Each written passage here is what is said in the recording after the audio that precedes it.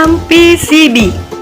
Born as leader, grow in faith, build in character, smile, smart, and shine. Yes, yes, yes. Shalom anak-anak, masih ingat pelajaran PCB yang lalu tentang berkata positif? Kita bisa berkata positif membangun orang lain karena kita berpikir positif, memikirkan hal-hal yang baik kepada orang lain sehingga perkataan kita yang keluar adalah perkataan yang baik.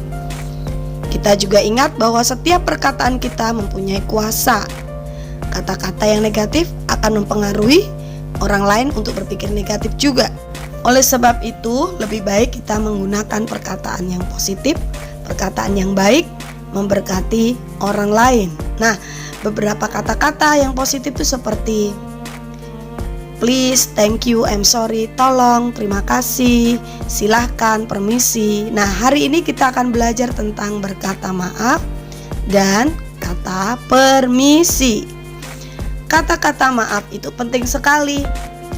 Kapankah kita mengatakan sorry atau maaf? Sebaiknya kita menggunakan kata maaf untuk mengawali kita bertanya. Angkat tangan kita lebih dahulu ketika di kelas.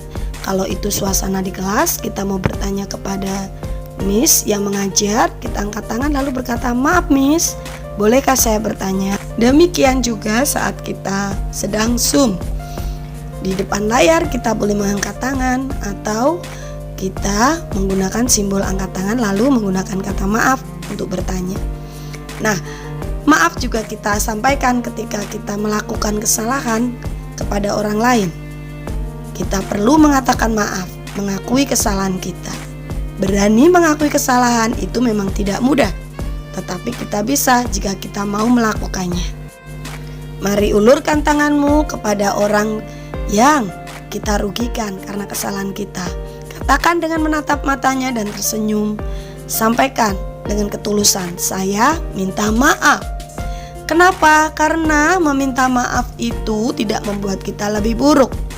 Memberi maaf juga tidak menjadikan kita makin sombong. Tetapi meminta maaf dan memberi maaf membuat hidup kita ini tenang dan damai. Hidup kita menjadi bahagia.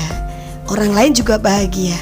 Nah, mari berkata maaf kepada siapa saja yang kita merasa telah melakukan kesalahan terhadap mereka. Kedua, kita akan belajar tentang kata permisi. Berkata permisi itu juga merupakan sikap yang baik, sikap positif. Kapan kita melakukannya?